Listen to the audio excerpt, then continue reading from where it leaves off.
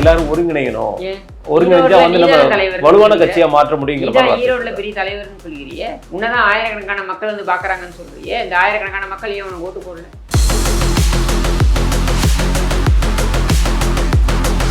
அவர் இந்த மனம் திறந்து பேசும்போது பொதுச் செயலாளர் 4 வருஷமா ஏன் மனம் திறக்கல? உன் மனம் ஏன் இறுக்கமாக இருந்தது 4 ஆண்டுகளாக? இப்ப ஏன் மனம் திறக்கிற? கழக நான் மனம் திறந்து பேசப் போகிறேன். அப்போது என்ன கருத்துக்களை சொல்கிறேன் என்பதை நீங்கள் அத்தனை பேரும் தெரிந்து கொள்ளலாம்.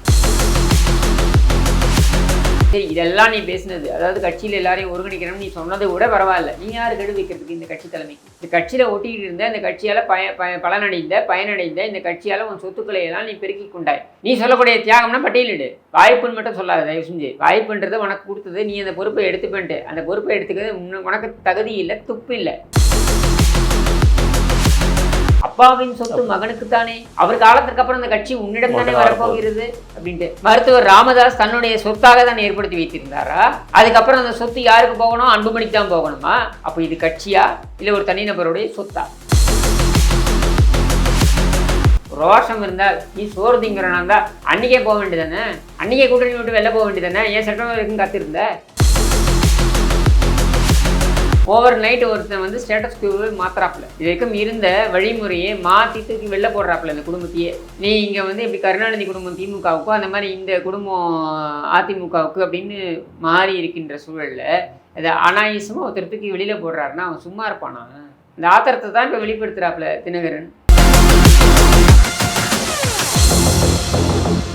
வணக்கம். இன்று நம்மிடையே இணைந்திருப்பவர் அரசியல் விமர்சகர் திரு கிஷோர் கே சாமி அவர்கள். சார் வணக்கம். வணக்கம். திரு கே செங்கோட்டையன் அவர்கள் மனம் திறந்து பேசியிருக்காருன்னு சொல்லி ஒரு பெரிய பரபரப்பு உண்டாக்கியிருந்தார். அதற்கு பின்பு அவர் மீது இபிஎஸ் அவர்கள் நடவடிக்கை எடுத்திருக்காங்க. நேற்று வந்து அவர் டெல்லி சென்றுள்ளார். அமித்ஷா அவர்களை சந்தித்த ஒரு பரபரப்பு செய்திகள் போயிட்டுருக்கு. எப்படி பார்க்குறீங்க? இல்லை, கே செங்கோட்டையன் அவர்கள் வந்து அவர்கள் ஒரு மூத்த தலைவர். அவர் வந்து எம்ஜிஆர் காலத்து நபர், சரியா? அவ்வளவுதான். இதை கடந்து ஈரோடு மாவட்டத்தில் அவர் வந்து பரிச்சயமான ஒரு நபர். இதை கடந்து அதிமுகவுக்கு அவர் ஏதாவது செய்திருக்கிறாரா அப்படின்னா எதுவும் கிடையாது. விசுவாசம் மிக்க ஒரு நபராக இருந்திருக்கிறார் அப்படின்னு தன்னைத்தானே அவர் சொல்லிக் கொள்கிறார், சரியா? அவருடைய விசுவாசம் எத்தகையது அப்படின்றத வந்து ஒரு கட்டத்திலையும் ஒரு மாதிரி பேசப்படுகிறது. இருந்தாலும் அன்றிலிருந்து இன்று வரையில் இந்த கட்சியில் இருக்கிறார். இதுதான் அவருக்கான அடையாளம், சரியா? இதில் ப்ளஸ் இருக்குது, மைனஸ் இருக்குது, சரியா? ப்ளஸ்ன்னு எடுத்துக்கிட்டீங்கன்னாக்கா அன்னிலிருந்து இன்னி வரைக்கும் இந்த கட்சியில் இருக்கார், இந்த கட்சிக்கு விசுவாசமாக இருக்கார். இதை கடந்து அவருக்கு ஆளுமை திறன்கள் இருக்கிறதா? அவரால் ஒரு கட்சியை முன்னெடுத்து செல்லக்கூடிய திறமை இருக்கிறதா என்றால் இல்லை. இதுக்கு அவராக சொல்லக்கூடிய விஷயங்கள் என்னன்னா, நான் தியாகம் செய்தேன். இது ஒரு எல்லாரும் வச்சுருக்கிறாங்க, நாங்கள் தியாகம் செய்தோம். என்ன தியாகம் பண்ண? என்ன உன் சொத்தகித்த நீ கொண்டு போய் எப்படியே கொடுத்துட்டியா கட்சிக்கு? நல்லா ஒரு தோப்பில் இருக்க, 3-4 தோப்பு இருக்குது ஈரோடில், சரியா? நல்லா தான் இருக்க, வசதியாக தான் இருக்க, சரியா? தப்பு இல்லை, இருந்துட்டு போ. நீ என்ன தியாகம் பண்ண? என்ன தியாகம் பண்ண? 9 முறை எம்எல்ஏ, அப்புறம் ஒரு சில முறை அமைச்சராகவும் இருந்திருக்க. இந்த அமைச்சராக இருந்ததெல்லாம் உனக்கு தியாகமா? உனக்கு உன்னுடைய விசுவாசத்திற்கு அவர்கள் கொடுத்த அங்கீகாரம், இந்த கட்சி உனக்கு அந்த அங்கீகாரத்தை கொடுத்திருக்கிறது, அவ்வளவுதான். இதில் என்ன தியாகம் பண்ண? எனக்கு வந்த வாய்ப்பை நான் வந்து விட்டு கொடுத்தேன். நீ எல்லாம் விட்டுலாம் கொடுக்கல. விட்டு கொடுக்குறதுனா என்ன? எனக்கு கையால் ஆகலை அப்படின்றது விட்டு கொடுக்குறது அப்படின்னு ஆகிடுமா? என்ன ஒரு வேலையை கொடுக்குறீங்க, என்னால் அதை பண்ண முடியாதுங்க, எனக்கு அது ஐ எம் நாட் கேப்பபிள் அப்படின்னா அதை விட்டு கொடுக்குறதாகுமா? இல்லை. அப்புறம் உனக்கு முதலமைச்சர் வாய்ப்பு வந்ததுன்னா அந்த முதலமைச்சர் வாய்ப்பை எடுத்துக்கொள்வதற்கு நீ தயங்கின. ஏன் தயங்கினா? உனக்கு பயம்.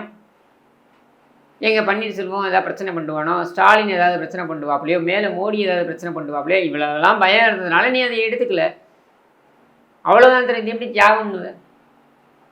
சரி, 77 வயசில் நீ என்ன பண்ணுவேன் கேட்டால், நான் எம்ஜிஆர் காலத்தாள். எம்ஜிஆர் காலத்தாள்னா என்ன? இப்போ எம்ஜிஆர் காலத்தாள்னா நீ டை அடிச்சுட்டு நீ வந்து இங்கே எம்ஜிஆர் காலத்து ஆளுன்னு சொன்னா நாங்கள் உடனே உனக்கு நீ சொல்கிறதெல்லாம் ஏற்றுக்கணுமா? அப்படி நீ என்ன பண்ணிட்ட? எக்ஸ்ட்ராடினரியாக இந்த கட்சிக்கு நான் அப்படியே வெளியில் போய் நான் இதை செய்திருக்கிறேன், உன்னால் என்ன சொல்ல முடியும்?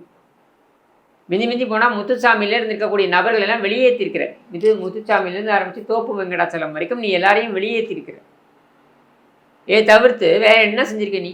அவர் இந்த மனம் திறந்து பேசும்போது பொதுச் செயலாளர் 4 வருஷமா ஏன் மனம் திறக்கல? இந்த மனம் ஏன் நெருக்கமாக இருந்தது? அப்போ அவர் பின்னாடி யாரோ ஏற்கிறாங்கன்னு நீங்கள் நினைக்கிறீங்களா? நீ பின்னாலேருந்து கேட்குறாங்க, முன்னாலேருந்து கேட்குறாங்க, அது ஏன் பிரச்சனை கிடையாது. நான் கேட்குறது ஒன்று தான், நீ ஏன் 4 வருஷமாக மனம் திறக்கல? உன் மனம் ஏன் இறுக்கமாக இருந்தது 4 ஆண்டுகளாக? இப்போ ஏன் மனம் திறக்கிற? இல்லை, அவர் குறிப்பிட்டு சொல்லும்போது நாடாளுமன்ற தேர்தலில் நான் பார்த்தேன், நாடாளுமன்ற தேர்தலையும் மறுபடியும் நாங்கள் தோற்று போனோம், தோற்றதுக்கு அப்புறம் நாடாளுமன்ற தேர்தலில் உன் தொகுதியில் ஏன்பா நாங்கள் இந்த டெபாசிட் எழுந்தோம்? நாடாளுமன்ற தேர்தலில் எடப்பாடி பழனிசாமி அவர்களுடைய தொகுதியில் நாங்கள் அவ்வளோ மோசமாக தோக்கலையே, ஓன் தொகுதியிலேயே மோசமாக தோற்றோம். இல்லை, அதற்கான காரணத்தை அவர் என்ன சொல்றாருன்னா, எல்லாரும் ஒருங்கிணையணும், ஏன் ஒருங்கிணைஞ்சா வந்து நம்ம வலுவான கட்சியா மாற்ற முடியுங்கிற மாதிரி. ஈரோடுல பெரிய தலைவர்னு சொல்லிக்கிறியே, உன்னதான் ஆயிரக்கணக்கான மக்கள் வந்து பார்க்குறாங்கன்னு சொல்றியே, இந்த ஆயிரக்கணக்கான மக்கள் ஏன் உனக்கு ஓட்டு போடல நாடாளுமன்ற தேர்தலில்? நாடாளுமன்ற தேர்தலில் ஈரோடுக்கும் பன்னீர்செல்வத்துக்கும் என்ன சம்பந்தம்? நீதானப்பா அங்கே மாவட்ட செயலாளர், உன்னுடைய தொகுதியில் எப்படிப்பா வாக்கு குறைஞ்சிது? பன்னீர்செல்வத்தால் குறையத்துக்கு வாய்ப்பு கிடையாது. பன்னீர்செல்வத்தில் சவுத்தில் வேணால் அவருக்கு இது சொல்லலாம். இங்கே என்ன ஏன் குறைஞ்சிது? சரி, 2024 நீ வாய முட்டுந்த, ஏன் இப்போ பேசுகிற? உன்னுடைய மாவட்டத்தில் அவர் பதவிகளை போட்டார், போஸ்டிங் போடுறதுல உன்னுடைய ஆட்களை போடணுன்ற நீங்களே சொல்லுங்கள். ஐடிவிங்களை எப்படிங்க 65 வயசு ஆளை போட முடியும்? கண்டிப்பாக முடியும். எப்படிங்க போடுவோம்? அவன் வேலை செய்யணும்ல. திமுக இளைஞர் அணியில் வேணால் போடலாம், இளைஞர் போடலாம். இளைஞர் எப்படி இல்லாதவனே எப்படிங்க நீங்கள் போடுவீங்க? வேலை செய்யணும்னா தேர்தல் சமயத்தில் வேலை செய்யறதாங்க முக்கியம். ஐடிவிங்க எதுக்கு பயன்படுத்துகிறாங்க? வெறும் சோஷியல் மீடியாவில் போஸ்ட் போடுறதுக்கு மட்டும் பயன்படுத்துகிறாங்களா? இல்லை, அந்த கட்சி எதுக்கு பயன்படுத்துது? பூத் லெவலில் கொண்டு போய் பொறுப்பாளர்கள்லாம் செக் பண்ணி அந்த தகவல்கள்லாம் கொண்டு போய் தலைமைக்கு கொண்டு போய் கொடுக்கணும். சரியா? அப்போ இளைஞர்கள் தானே அங்கே இருக்கணும். அவன் தானே ஓடி ஆடி வேலை செய்ய முடியும். அதை நான் அனுமதிக்க மாட்டேன்னு சொன்னால் அதுக்கு எப்படி நம்ம கொடுக்க முடியும்? சரி, இதெல்லாம் நீ பேசினது, அதாவது கட்சியில் எல்லாரையும் ஒருங்கிணைக்கணும்னு நீ சொன்னது கூட பரவாயில்ல. நீ யார் கெடு வைக்கிறதுக்கு இந்த கட்சி தலைமைக்கு? நீ யார்? முதல்ல இந்த கட்சியில் ஒட்டிக்கிட்டு இருந்த, இந்த கட்சியால் பயனடைந்த இந்த கட்சியால் உன் சொத்துக்களை எல்லாம் நீ பெருக்கி கொண்டாய். தவிர்த்து நீ யார் இந்த கட்சியில்? நீ என்ன பண்ணியிருக்க இந்த கட்சிக்கு? நீ சொல்லக்கூடிய தியாகம்னா பட்டியலிடு. வாய்ப்புன்னு மட்டும் சொல்லாத தயவு செஞ்சு. வாய்ப்புன்றதை உனக்கு கொடுத்தது, நீ அந்த பொறுப்பை எடுத்துப்பேன்ட்டு. அந்த பொறுப்பை எடுத்துக்கிறது உனக்கு தகுதி இல்லை, துப்பு இல்லை, அவ்வளவுதான். சரியா? அப்போது இவ்வளவுலாம் பேசக்கூடிய நீ எதுக்கு நீ டெல்லிக்கு ஓடுற?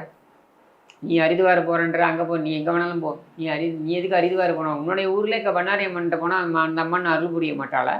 உன்னுடைய ஊர் தானே, அங்கேயே அந்த அம்மன் அருள் புரிய மாட்டான். அந்த அம்மன் புரியாத அருளை வந்து சிவபெருமான் வந்து சிவபெருமானோ விஷ்ணுவோ ஹரித்வாரில் தான் கொடுப்பாங்களா அந்த அருளை? சரி, நீ அங்கே போகிற, டெல்லிக்கு போகிறேன்னா, டெல்லிக்கு போனால் என்ன ஆகும்? பன்னீர்செல்வம் பண்ண அதே தப்பை தானே நீயும் பண்ணுற. பிரச்சனைக்கான தீர்வு வச்சு பிரச்சனை இருக்கலாம். அதிமுகவில் பிரச்சனை இருக்கும். ஏன் பிரச்சனை இருக்கும் அப்படின்னா, அதிமுகவை பொறுத்திருக்கும் அந்த கட்சி யார் வேண்டுமானாலும் உயர் பதவிக்கு வரலாம்னு இருக்கக்கூடிய கட்சி. அது எம்ஜிஆர் காலத்திலேயே அப்படித்தானே இருந்தது. அதனால தான் பார்த்தீங்கன்னா எஸ்டிஎஸ் சண்டை போட்டிருப்பாரு, பாவு சண்முகம் சண்டை போட்டிருப்பாரு, சரியா, அண்டே சண்டை போட்டிருப்பாரு. இவங்க எல்லாருமே சண்டை போட்டிருப்பாங்க ஏதோ ஒரு கட்டத்தில். ஜெயலலிதா சண்டை போட்டிருப்பாங்க, ஜெயலலிதா சண்டை போட்டிருப்பாங்க, எம்ஜிஆரோடய சண்டை போட்டிருப்பாங்க. சரியா? ஏன்னா அந்த கட்சியை பொறுத்தவரைக்கும் யார் வேண்டுமானாலும் உயர் பதவிக்கு வரலாம் அப்படின்ற ஒரு இடத்துல இருக்கக்கூடிய கட்சி. அவர் டெய்லராக இருப்பான், அவன் அமைச்சராக இருப்பான். அவர் பஞ்சர் கடை வச்சுருப்பான், அவன் அமைச்சராக இருப்பான். சத்துணவு கூட ஆயாவாக இருப்பாங்க, அவங்க பார்த்தீங்கன்னா நாடாளுமன்ற உறுப்பினர் ஆவாங்க. அப்போ யார் வேண்டுமானாலும் மேலே வரலாம் அப்படின்னு இருக்கும்பொழுது நீ மட்டும் தான் வரணுமா, ஏன் நான் வரக்கூடாதா அப்படின்றது இயல்பாக இருக்கக்கூடிய ஒரு போட்டி, இயல்பாக இருக்கக்கூடிய ஒரு எண்ண ஓட்டம். அந்த எண்ண ஓட்டம்ன்றது கண்டிப்பாக பிரச்சனையாக இருக்க தான் செய்யும். அந்த கட்சியோடைய ஜனநாயகமே அப்படி தான், அந்த கட்சியுடைய டிஎன்ஏ அப்படி. சரியா? அதனால் அது இருக்க தான் செய்யும். நீ வா, தொண்டர்கள்கிட்ட போ, திரட்டு, எனக்கு ஆதரவு கொடுங்கள் அப்படின்னு சொல்லு. அதை விட்டுட்டு டெல்லிக்கு ஓடணுன்னா உன் தீர்வு டெல்லியில் இல்லை. அதிமுகவிற்குள் உனக்கு பிரச்சனை என்றால் தீர்வை அதிமுகவிற்குள் தான் நீ தேட வேண்டுமே தவிர்த்து நீ அமித்ஷாவிடம் போனால் கிடைக்குமா, நிர்மலா சீதாராமனிடம் சென்றால் கிடைக்குமா? கிடைக்காது. நீ படித்து தெரிஞ்சுக்க வேண்டாமா பாடத்தை, ஏற்கனவே என்ன நடந்ததுன்னு? பன்னீர்செல்வத்தோட ஒரு சிறந்த உதாரணம் இருக்க முடியுமா இதுக்கு? தீர்வு கட்சிக்குள்ளே தான் நீ தேடணும், கட்சி தொண்டர்களிடம் தான் நீ தேடணும், வெளியில் போய் இல்லை. அன்றைக்கு அவர் கூட பயணித்த அந்த பேட்டி கொடுக்கும்போது கூட இருந்த பண்ணாரி போன்ற முக்கியமான நபர்கள் வந்து இன்றைய வந்து திரு எடப்பாடி அவர்களை சந்தித்து பேசிட்டு இருக்காங்க. எடப்பாடி பழனிசாமியை சந்தித்து பேசுறதுன்றது வந்து பார்த்தீங்கன்னா அவர் மேலே இருக்கிறதுனால இல்லைங்க, கட்சி. சரியா? இந்த கட்சி என்பதே இது ஒரு இது இந்த கட்சிக்கு அப்படின்னு ஒரு ஒரு உருவகம் இருக்குது. அப்போ அதுக்குள்ளே தான் அவங்க இருக்கணும்னு நினைப்பாங்க. நீ கட்சிக்கு எதிராக, கட்சி தலைமைக்கு எதிராக நீ பேசுவ அப்படின்னா, ஒன்று உனக்கு அந்த திராணியும் தெம்பும் இருக்கணும் அதை முன்னெடுத்துட்டு போகிறதுக்கு. உனக்கு அந்த திராணியும் தெம்பும் இல்லைன்னா உன் கூட அவன் ஒட்டிக்கிட்டு இருப்பான். அவனை பார்த்துக்க என்ன முயற்சி இருக்கமோ எடுப்பான். அதைத்தான் அவங்க பண்ணுறாங்க. 4ஆம் கட்ட பிரச்சாரத்தை முடிஞ்சுட்டு 5ஆம் கட்ட பிரச்சாரத்துக்கு தயாராகிட்டு இருக்காரு எடப்பாடி அவர்கள். அந்த பிரச்சாரத்தோட முக்கியத்துவத்தை குலைக்கிற விதமா அவர் இந்த மாதிரி கே செங்கோட்டையன் பண்றதுக்கு எப்படி பார்க்குறீங்க? பண்ணுவாங்கங்க. இது யாரோட கைது இருக்கு? யாரோட ஒன்று நல்லா புரிஞ்சுக்கோங்க. பிரச்சனை கட்சிக்குள்ளே இருக்குது அப்படின்னும் பொழுது மற்றவர்களை குறை சொல்லி பிரயோஜனம் கிடையாது. இதுக்கு பாஜக காரணமா, திமுக காரணமா, இல்லை வேறு நபர்கள் காரணமானலாம் பேசுகிறது அபத்தமான வாதம் என்னை பொறுத்த வரைக்கும். உன் கட்சிக்குள்ளே பிரச்சனை இருக்குன்னா வெளியில் இருக்கிறவன் அதில் ஆதாயம் தேட தான் முயற்சி பண்ணுவான். சரியா? அதை நீ எதிர்கொண்டு தான் ஆக வேண்டும், வேறு வழியே கிடையாது. என்ன இன்றைக்கி தினகரனோ இந்த மாதிரி பேசுகிறார்களே, நான் எடப்பாடி பழனிசாமி ஏற்றுக்க மாட்டேன், நான் எப்படி ஏற்றுப்பான்? ஏங்க 35 ஆண்டுகள் இந்த கட்சி கோலோச்சி, இந்த குடும்பம் கோலோச்சி இருக்குங்க அந்த கட்சியில். இந்த கட்சியை வச்சுக்கிட்டு 35 ஆண்டுகள் இந்த குடும்பம் கோலோச்சி இருக்குது தமிழ்நாட்டையே. சரியா? அப்படி இருக்கும் பொழுது திடீர்னு எவ்வளோ ஒரு விவசாயி எங்கேயாவது சிலுவம்பாளையத்துலேருந்து வந்து, அதுவும் இவங்க எப்படி வேட்பாளர்களை தேர்வு செய்வாங்கன்றது நமக்கு தெரியல. அம்மா இருப்பாங்க, அவங்க ஒரு மாதிரி செய்வாங்க. ஏன்னா இவங்க இந்த குடும்பம் என்ன செய்யும் தெரியல.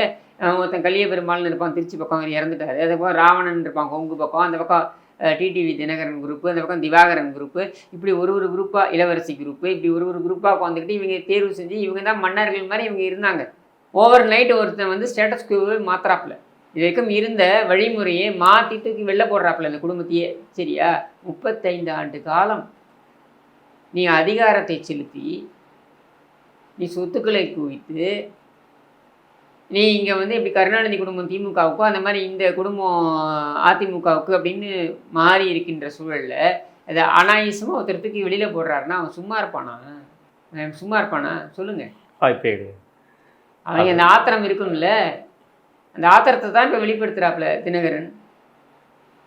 சரியா? சரி, திமுக குடும்பம் யோசிக்காதா? அவனுக்கு பண்ணது நமக்கு நாளைக்கு நமக்கும் நடக்குமேன்னு யோசிக்காதா? ஒரு பயம் இருக்கும்ல. ஒன்றும் இல்லை, உதாரணம் சொல்கிறேன் நான். இந்த எமர்ஜென்சி வரத்துக்கு முன்னால், அது அந்த காலகட்டத்தில், அது கொஞ்சம் முன்னாடியும் கூட வச்சுக்கலாம். 71 இந்த பங்களாதேஷ் ஈஸ்ட் பாகிஸ்தான் இருந்த கிழக்கு பாகிஸ்தான் அப்படின்றத விடுவிச்சு பங்களாதேஷ்ன்றது உருவாகுது. இது உருவான அந்த காலகட்டத்தில் பார்த்தீங்கன்னாக்கா பூட்டோ படுகொலை செய்யப்படுகிறார் இங்கே பாகிஸ்தான். அதுக்கப்புறம் முஜிபுர் ரஹ்மான் குடும்பத்துடன் படுகொலை செய்யப்படுகிறார். இதையெல்லாம் பார்த்து இந்திரா காந்தி அம்மையாருக்கு ஒரு அச்ச உணர்வு ஏற்படுது. இதே மாதிரி நம்மையும், ஏன்னா இங்கே இருக்க 3 நாடுகள்னு பார்க்கும்பொழுது அங்கே இருக்கக்கூடிய அரசியல் குடும்பம் பூட்டோ குடும்பம், இங்கே இருக்க குடும்பம் முஜிபுர் ரஹ்மான் குடும்பம், இங்கே இருக்க குடும்பம் இந்திரா காந்தி குடும்பம் அப்படின்னும் பொழுது நாளைக்கு நமக்கும் இந்த பிரச்சனை வரும்போது அவங்க பயப்படுறாங்க. எதுக்கு சொல்ல வரேன்னா, இந்த மாதிரியான ஒரு பயம் கருணாநிதி குடும்பத்துக்கும் இருக்கும்ல. ஏடா எடப்பாடி பழனிசாமின்னு ஒரு நபர், யாருன்னே தெரியல, இவங்க ஏளனம் பண்ணுறதே பாருங்கள். காலில் விழுந்தார், தவழ்ந்து விழுந்தார், இதெல்லாம் ஏன் ஏளனம் பண்ணுறாங்க? ஏளன பொருளாக ஏன் மாற்றுறாங்கன்னா, இவங்களை பொறுத்தவரைக்கும் முன்னால் ஜீர்ணிக்க முடியல. இன்றைக்கி எல்லா அரசியல் கட்சிகளும் இப்படி மாறிடுச்சுங்க. ஏதோ அவங்களுடைய தனிப்பட்ட சொத்து மாதிரி மாறிடுச்சு. சரியா? இது மாறிட்டதுனால என்ன பிரச்சனைன்னா, மக்களும் இதான் யதார்த்தம் என்று ஏற்றுக்கொள்கிறார்கள். உதாரணத்துக்கு பழக்கரிப்பியா நல்ல ஒரு சிந்தனையாளர், அவர் சொல்கிறாரு, என்ன சொல்கிறாரு, பாமக விவகாரத்தில் சொல்கிறார், அப்பாவின் சொத்து மகனுக்குத்தானே, அவர் காலத்துக்கு அப்புறம் இந்த கட்சி உன்னிடம் தானே வரப்போகிறது அப்படின்ட்டு. அப்போ இந்த கட்சி அப்பாவின் சொத்தா? மருத்துவர் ராமதாஸ் அவர்களின் சொத்தா? அப்போ இந்த கட்சியை வந்து மக்களுக்காக ஏற்படுத்தலையா? மருத்துவர் ராமதாஸ் தன்னுடைய சொத்தாக தான் ஏற்படுத்தி வைத்திருந்தாரா? அதுக்கப்புறம் அந்த சொத்து யாருக்கு போகணும்? அன்புமணிக்கு தான் போகணுமா? அப்போ இது கட்சியா இல்லை ஒரு தனிநபருடைய சொத்தா? அப்போ இந்த கட்சி உருவாக்கியதற்கான நோக்கம் என்ன? நான் இது பாமக என்பதை மட்டும் குறிப்பிட்டு சொல்லலை, எந்த கட்சியை வேணால் எடுத்துக்கோங்க. இன்றைக்கி அப்படி தானே மாறி இருக்கு. நாம் தமிழர் கட்சியை எடுத்துக்கோங்க, சீமான் சொல்வது தான் அப்படின்னு. அப்போ சீமான் அந்த கட்சியை மக்களுக்காக ஏற்படுத்தினாரா அல்லது தனக்காக ஏற்படுத்தினாரா? திரு கே செங்கோட்டையன் மீது, அவர்கள் மீது பல்வேறு நடவடிக்கையை எடுத்துகிட்டு இருக்காரு பொதுச் செயலர் அவர்கள். அவர் கட்சியில் உள்ள மாவட்ட பொறுப்புலேருந்து, கட்சியில் உள்ள அமைப்பு செயலர் பதவியிலேருந்து எல்லாத்தையுமே நீக்கியிருக்காங்க. ஒரு அடிப்படை உறுப்பினராக மட்டும் தான் இருக்கிறார். கே செங்கோட்டையன் அவர்கள் இதுக்கப்புறம் திருப்பி வந்ததுக்கப்புறம் அடுத்து மனம் திறந்து பேசுறதுன்னு சொல்லியிருக்காரு. என்னவா இருக்கும்னு நீங்கள் நினைக்கிறீங்க? நீ என்ன வேணாலும் திறந்து பேசு, நீ மனம் திறந்து பேசு, வேறு ஏதாவது திறந்து பேசு, யார் கவலைப்பட்டது அதை பற்றி? இந்த தொடர் நடவடிக்கை இபிஎஸ் அவர்கள் மீது சில விமர்சனங்களும் எழுப்புது. அவர் சீனியர் அவர் மேலே நீங்கள் நடவடிக்கை எடுக்கக்கூடாது. அதுக்கு என்னங்க பண்ணணும்? நீ எம்ஜிஆர் காலத்தாலாம் நாங்கள் என்ன மியூசியமாக நடத்துகிறோம்? நாங்கள் என்ன மியூசியமாக நடத்துகிறோம்? நீ எம்ஜிஆர் காலத்து ஆளாக இருந்தால் புதிய தலைமுறைக்கு வழிவிட்டு அவர்களுக்கு வழிகாட்டியாக நீ இருந்தால் உன்னை நாங்கள் போற்ற போகிறோம், உன்னை நாங்கள் ஒரு பொக்கிஷமாக பார்க்க போகிறோம். அதை விட்டுட்டு நான் உட்காந்துக்கிட்டு நான் ஆட்டத்தில் இருக்கேன், ஆட்டத்தில் நீ என்ன ஆட போகிற? ஒன்றும் கிடையாது. அதே மாதிரி இணைக்க வேண்டும், எல்லோரையும் இணைக்க வேண்டும். இன்னும் இணைச்சு என்ன விக்ரமன் படமாக எடுக்க போகிறோம்? எல்லாரும் கைகோத்து லாலான்னு ஆடுறதுக்கு ஏன் கட்சி நடத்திக்கிட்டு இருக்கோங்க? இந்த கட்சியை இப்போ ஒரு பொதுச்செயலாளர் அவர் தான் இருப்பார், அவர் தான் வழி நடத்த போகிறார். அவ்வளோதான். ஏற்றுக்கலாம் வெளில போ. செங்கோட்டையன் அவர்களுடைய இந்த மனதிறந்து பேட்டிக்கு அப்புறம் டிடிவி ஒரு பக்கம் அவர் ஒரு கருத்தை தெரிவிச்சுட்டு கூட்டணிலேருந்து வெளியே போகிறாரு. ஓபிஎஸ் அவர்கள் இந்த கருத்தை நான் வரவேற்கிறேங்கிற மாதிரி சொல்கிறாங்க. கூட்டணிக்குள்ள ஒரு பெரிய குழப்பமும் உண்டாயிருக்க. ஒரு காமெடி பார்த்துருக்கீங்களே, ஒரு கோவிலில் வந்து பிச்சை எடுத்துன்னு இருப்பாங்க. நான் இங்கே இருக்க மாட்டேன் போ அப்படின்னு எழுந்து போகிறேன். நாய் இங்கே இருந்தேன்னா இன்னொரு கோவிலில் போய் பிச்சை எடுக்க போகிறேன்னு. இந்த நாய்க்கு எந்தக்கு இவ்வளோ பேச்சுன்ற மாதிரி வாங்கிட்டு இருக்கிறது நீ வாங்கிட்டு இருக்கிறது 2% ஓட்டு. சரியா? அது இப்போ 1.5% மாறி இருக்கலாம். இதில் என்ன பெரிய நீ கோச்சின்னு போகிறதுன்னு யார் முதல்ல கூப்பிட்டதீங்க? நாங்களாம் கூப்பிட்டோம். நீ என்டிகே கூட்டணியில் இருக்க, நீயே தான் சொல்லிக்கிட்ட. அதிமுக சொல்லிச்சா தினகரன் எங்களுடன் கூட்டணியில் இருக்கிறாருன்னு அதிமுக சொல்லிச்சா? ஏன் வந்து நாங்கள் இந்த கூட்டணியில் இருக்கிறோம், அதிமுக இப்பொழுதுதான் வந்து சேர்ந்திருக்கிறது இந்த கூட்டணியில் நீ தான் சொன்ன. அப்புறம் நீயே வந்து சொல்கிற எடப்பாடி பழனிசாமியை நாங்கள் ஏற்றுக்கொள்ள மாட்டோம், அவரை ஏற்றுக்கொண்டு நாங்கள் எப்படி இருக்கிறதுன்னு ஏப்ரலில் அறிவித்தார். அவர் எடப்பாடி பழனிசாமி தான் என்டிஏவை முன்னெடுத்துவார் அப்படின்னு அறிவிச்சாரா இல்லையா? தமிழ்நாட்டோட தலைவர் அவர் தானே அறிவிச்சாரா இல்லையா? ரோஷம் இருந்தால் நீ சோறு திங்கிறனா இருந்தால் அன்றைக்கே போக வேண்டியதானே, அன்றைக்கே கூட்டணி விட்டு வெளில போக வேண்டியதானே, ஏன் செப்டம்பர் வரைக்கும் காத்திருந்த? அப்போது உன்னுடைய நோக்கம் என்னன்றது புலப்பட்டு விட்டது, தெளிவாயிடுது. உன்னால் ஜீர்ணிக்க முடியாது. நீ அவமானப்படுத்தி நீ அடிமையாக வைத்திருக்கலாம் என்று நினைத்து நீ தேர்வு செய்த எடப்பாடி பழனிசாமி உன்னையும் உன் குடும்பத்தையும் தூக்கி வெளியில் போட்டுட்டார் என்பதனை உன்னால் ஜீர்ணிக்க முடியலை. இதில் பார்த்தீங்கன்னாக்க செங்கோட்டையன் எம்ஜிஆர் காலத்து விசுவாசம் என்றால் அவரிடம்தான் தெரிந்து கொள்ள வேண்டும். சரி, அப்படிலாம் இருக்கிறவரை நீ முதலமைச்சராக வேண்டியதானே? எதுக்கு எடப்பாடி பழனிசாமி ஆக்கின? அதுக்கு முன்னால் எதுக்கு பன்னீர்செல்வத்தை ஆக்கின? திரு செங்கோட்டையன் அவர்கள் சொல்லியிருந்தாரு, என் கூட சேர்ந்த 5 அமைச்சர்கள் நாங்கள் போய் சந்திச்சிருந்தோம், 6 பேர் சந்திச்சிருந்தோம். அவர்களும் அடுத்தடுத்து இந்த விஷயங்களை பற்றி வெளியே கருத்து சொல்லுவாங்க. நான் முன்னால் சொல்லியிருக்கேன், வெளியே கருத்து சொல்லுவாங்கன்னு சொல்லியிருக்காங்க. சில அமைச்சர்களும் சில முன்னாள் நிர்வாகிகளும் வந்து அமைதியாக இருக்கிறதுக்கு காரணம் என்னவா இருக்கும்? அவங்க எல்லாருமே வந்து இந்த கருத்தை சொல்லியிருக்கலாம், சொல்லாமலே இருந்திருக்கலாம். அப்படியே சொல்லியிருந்தாலும் எடப்பாடி பழனிசாமி ஒரே ஒரு பதில் தான் கேட்டிருப்பாரு. என்னை பொறுத்த வரைக்கும் நான் எடப்பாடி பழனிசாமி அவர்களை புரிந்து கொண்ட வரைக்கும் அவர் இதை கேட்டிருப்பார் திரும்பி. சரிப்பா, நீ சொல்கிற மாதிரி எல்லாரும் சேர்த்துக்கலாம்ப்பா. அவங்க உள்ளே வந்து கபலீகரம் பண்ண மாட்டாங்க, சசிகலா குடும்பம் உள்ளே வந்து கபலீகரம் பண்ணாது அப்படின்னு நீ உத்தரவாதம் யாராவது ஒருத்தர் கொடுங்கப்பான்னு கேட்டிருப்பாரு. யாராவது ஒருத்தர் கொடுங்கப்பான்னு கேட்டிருப்பாரு. செங்கோட்டையன் கொடுப்பாரா எழுத்து வடிவில்? இன்றைக்கும் பார்த்தீங்கன்னாக்கா பிரிந்தவர்களை ஒன்று சேர்க்க வேண்டும் என்று தான் சொல்கிறாரே தவிர்த்து யார் பேரையும் சொல்ல மாட்டேங்கிறார். ஏன் சொல்ல மாட்டேங்கிறேன்? என்ன பயம்? அது பொதுச்செயலாளரோட முடிவுங்கிற. அப்புறம் என்ன நீ பொறுப்பெடுத்துக்க மாட்டேன், வெளிலேருந்து கமெண்ட்ரி மட்டும் கொடுப்ப. அதுக்கு நீ போ பலாப்பழத்தை வாங்கின்னு ஒருத்தர் உட்காந்துருக்காரு, நீ விளாம்பழத்தை வாங்கிட்டு நீ போய் உட்காரு பக்கத்தில், அவ்வளவுதான். திரு கே செங்கோட்டையன் அவர்களை தொடர்ந்து வேற யாராவது சீனியர்கள் இந்த மாதிரி முயற்சி எடுக்க வாய்ப்பு இருக்குன்னு நினைக்கிறீங்களா? எனக்கு தெரிந்து இன்னும் தேர்தலுக்கு 7 மாதங்கள் 8 மாதங்கள் இருக்கின்ற சூழலில் வேறு யாரும் இந்த மாதிரியான நடவடிக்கைகளில் இறங்க மாட்டாங்க. ஒன்று. ரெண்டாவது என்னென்னா, கட்சி அப்படின்றது வந்து இது கூட்டு முடிவு தான். சரியா? எடப்பாடி பழனிசாமி என்பவரை நாம் ஒற்றை தலைமையாக ஏற்றுக்கொள்ள வேண்டும் என்பது ஒரு கூட்டு முடிவு. அப்படின்னும் பொழுது அதில் அவங்க எப்படி வேற மாதிரி சிந்திப்பாங்க? ஏன்னா விஜயபாஸ்கர் அவர்களை வந்து சந்திக்க தவிர்த்திருக்கிறாருங்கிற ஒரு குற்றச்சாட்டும் வந்து மீடியாவில் நீங்கள் தான் கிளப்பி விடுறீங்க. சரி, துரைமுருகனை கடைசியாக எப்பொழுது ஸ்டாலின் சந்தித்தார்? மாசு சார் அவர்களை எப்பொழுது கடைசியாக ஸ்டாலின் சந்தித்தார்? நாசரை எப்பொழுது கடைசியாக ஸ்டாலின் சந்தித்தார்? இந்த கேள்வியெல்லாம் என்னையா கேட்டிருக்கீங்களா? ஜெயபாஸ்கர் வந்தார், விஜயபாஸ்கர் பார்த்துட்டு போனார்னா 2 மணி நேரம் காத்து கொண்டு இருந்தார். உனக்கு தெரியுமா? செங்கோட்டையன் அமித்ஷாவை சந்தித்தார் டெல்லியில். யார் சொன்னது? சந்தித்ததாக தகவல். சரியா? நான் கூட சொல்கிறேன், நிர்மலா சீதாராமனை துர்கா ஸ்டாலின் சந்தித்ததாக தகவல். என்ன பண்ணலாம்? அதுக்கு விவாதம் நடத்தலாமா? இன்னைக்கு மீடியாவில் யார் வேணாலும் எதை வேணாலும் போடலாமே. அமித்ஷா அதிகாரப்பூர்வமாக நான் இவரை சந்தித்தேன்னு சொல்லியிருக்காரா? இல்லை. சரி, செங்கோட்டையனாவது சொன்னாரா? சொல்லலை. 2 பேருமே சொல்லாத போது தகவல் அப்படின்னு மீடியாவில் போட்டு நீங்களா ஒரு விவாதத்தை கிளப்பினா இதுக்கு பதில் சொல்லணும்னு நீங்கள் எதிர்பார்க்குறது எந்த விதத்தில் நியாயம்? சொல்லுங்கள். அப்புறம் இந்த செங்கோட்டையன் போன்ற இந்த விஷயங்களால் எடப்பாடி அவர்களோட பிரச்சாரத்தில் ஏதாவது தயக்கம் ஏற்படும் நினைக்கிறீங்க? ஏங்க, அப்படி ஏற்பட்டாலும் அதை எதிர்கொள்கிறாங்க. அவர் தாங்க ஒரு தலைமை பண்பு. அப்புறம் தலைவர் எப்படி உருவாவார்? தலைவர் எப்படிங்க உருவாவார்? அந்த அம்மா தூக்கி வெளில போட்டாங்க. பொட்டி படுக்கையெல்லாம் தூக்கி இது தமிழ்நாடு ஹவுஸு டெல்லியில், ஏன்னா ராஜ்யசபா எம்பி இவங்க, சரியா? இவங்களுக்கு ஏதோ ஒரு பிரச்சனை, கட்சிக்குள்ளே ஒரு பிரச்சனை, பொட்டி படுக்கையை தூக்கி வெளில ரோட்டில் போட்டாங்க பாதராத்திரி, நடு ராத்திரியில். அந்த அம்மா நைட் கவுனோட அந்த அம்மா வந்து அந்த பொட்டி படுக்கையை தூக்கிக்கிட்டு காரில் போய் இது டாக்ஸி பிடிச்சி அசோகா ஹோட்டலில் போய் தங்குறாங்க, சரியா? அப்படி இருந்தவங்க தான் அதுக்கப்புறம் அந்த கட்சியோட பொதுச்செயலராக வராங்கல்ல. இந்த சவாலெல்லாம் சந்திச்சு தானே வராங்க. அந்த மாதிரி இவரும் சவாலை சந்திக்க வேண்டியதுதான். அப்படி தான் வருங்க. செங்கோட்டையன் பேசுவார், இன்னொருத்தர் பேசுவார், எல்லாத்தையும் மீறி வர வேண்டியது. அப்படி வந்தால் தாங்க தலைவர். நன்றி சார், நேரத்தை